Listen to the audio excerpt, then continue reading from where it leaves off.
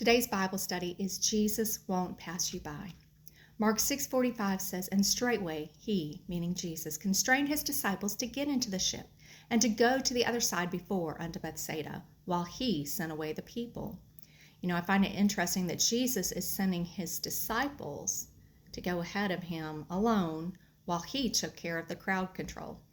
If we look at the preceding verses, we find that the disciples had just finished the busy task of dispersing food to the hungry crowd of over 5,000 men, plus women and children. And you can read about that in Mark 6, verses 41 through 44, and Matthew 14, verses 19 through 21. Notice the verse states that Jesus constrained them. Constrain means he compelled them. It was necessary, and Jesus realized the need to get away once in a while, the need to get time alone in prayer. And there will always be someone who needs your attention, someone who needs this or that from you. But you need to take that time alone to recharge, to get your spiritual battery where it needs to be, so to speak. Mark 6:46 says, "And when he had sent them away, he departed into a mountain to pray." Jesus took the time to get away and pray and regain strength, both spiritually and physically. Notice he took time to get away from everyone around, even his disciples. And he exampled the need of getting into our prayer closet alone and spending time in prayer. And Mark 6, verse 47 says, "And when even was come, the ship was in the midst of the sea, and he alone on land. And it was growing late, and when they reached the middle of the sea, Jesus was still alone on the mountain praying." And from this place of prayer, he could see the disciples and the storm that they were encountering out on the sea. And so no matter what you face in life, this tells us that Jesus is always watching over us. He sees where we are, and he knows exactly what we're going through. Mark 6:48 says, "And when he saw them toiling and rowing, for the wind was contrary to them," it was fighting them. "And about the fourth watch of the night he cometh unto them, walking on the sea, and would have passed them by." Or so Mark thinks. The fourth watch is thought to be around 3 a.m. in the morning. And it is thought that they started out around 6 p.m. What should have been just a few hours trip had taken them 9 hours just to get halfway across. And meanwhile, Jesus is watching from the mountain, and he sees them fighting against the storm that's buffeting them. And they're trying to get out of the storm on their own, by their own strength and their own power. Yet they are not making much progress, if any. And how many times do we do that? When we encounter trials and situations, we try to figure out how we can fix it and what we can do to change the situation or to make things better, rather than calling on Jesus and asking for his help. None of the Gospels recorded the disciples praying for help, although I'm sure by now they were probably in the place where they definitely were. And remember, Jesus had his eyes on them the whole time. He could see exactly what they were going through. And now he decided it was time to step into the situation. So here comes Jesus, walking on the water, with the waves rising and crashing around him, and the winds trying to buffet him. Yet the elements could not harm him, for he was the Creator, robed in flesh. We find that in 1 Timothy 3:16.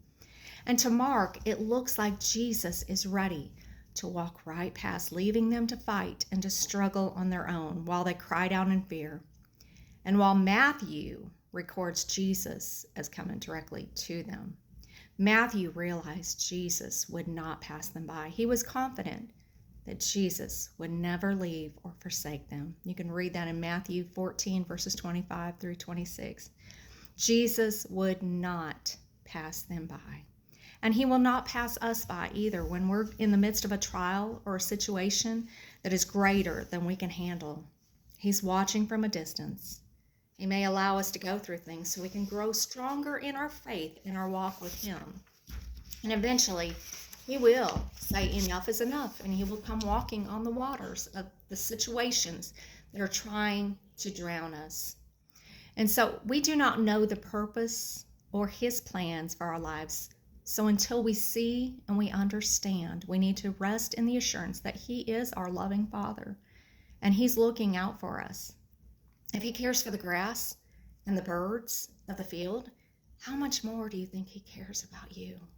Matthew 6:30 says, "Wherefore, if God so clothe the grass of the field, which today is, and tomorrow is cast into the oven, shall he not much more clothe you, O ye of little faith?" Matthew 10:31 says, "Fear ye not, therefore ye are more value than the sparrows." And Luke 12:7 says, "But even the very hairs of your head are numbered.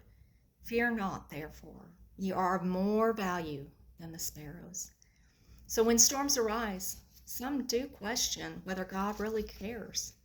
Does he see? And if he did, then we shouldn't be going through all this, right? No, wrong.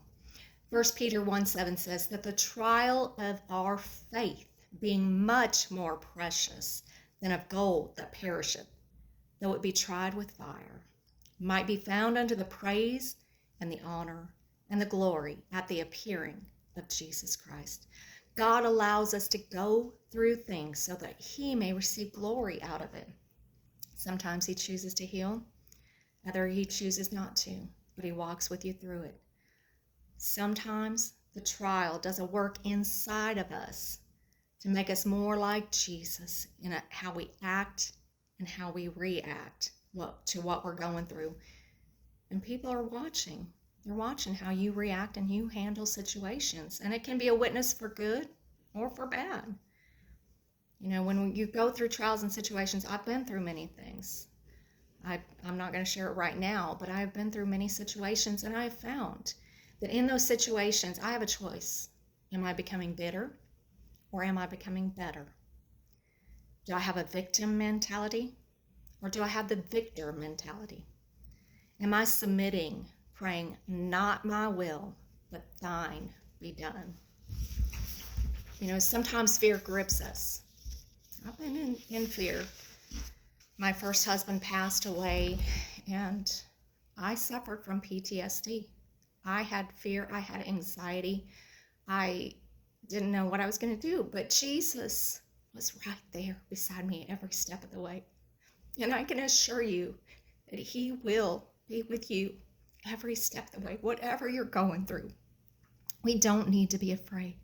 God has not given us a spirit of fear, but of love and of power and of a sound mind. Anxiety fights against your mind, but God has given us love and power and a sound mind. Don't let the enemy get a foothold and a stronghold in you through anxiety and fear. You trust God. And Mark 6:49-50 says, "But when they saw him, they saw Jesus walking upon the sea. They thought it was a spirit. They thought it was a ghost. And they cried out. But they all saw him, and they were troubled. And he immediately talked to them and said unto them, Be of good cheer. It is I. Be not afraid. Be not afraid." Sometimes we get so wrapped up and focused on our problems that we are not spiritually discerning. We feel God has forsaken us and we're all alone, with waves crashing around us, ready to overtake us and ready to drown us. We don't recognize that Jesus has stepped on the scene. All we see is the trouble surrounding us. And they were still unsure if it was him, even after he spoke to them. And Peter put forth a fleece to confirm that it was really Jesus. And Matthew 14:28 says that Peter answered him and said, "Lord, if it be thou, bid me to come to you on the water." Peter's faith soared for a few minutes as he stepped out of the boat and he began to walk toward Jesus, and he's walking on the water. But then doubt and fear crept in as he remembered the waves and the storms surrounding them, because when he stepped out, the waves and the storm had not ceased. It was still trying to overtake him. And he began to sink because he focused on the storm instead of the one who was in charge of the storm. But Jesus caught him. When he cried out, Jesus caught him.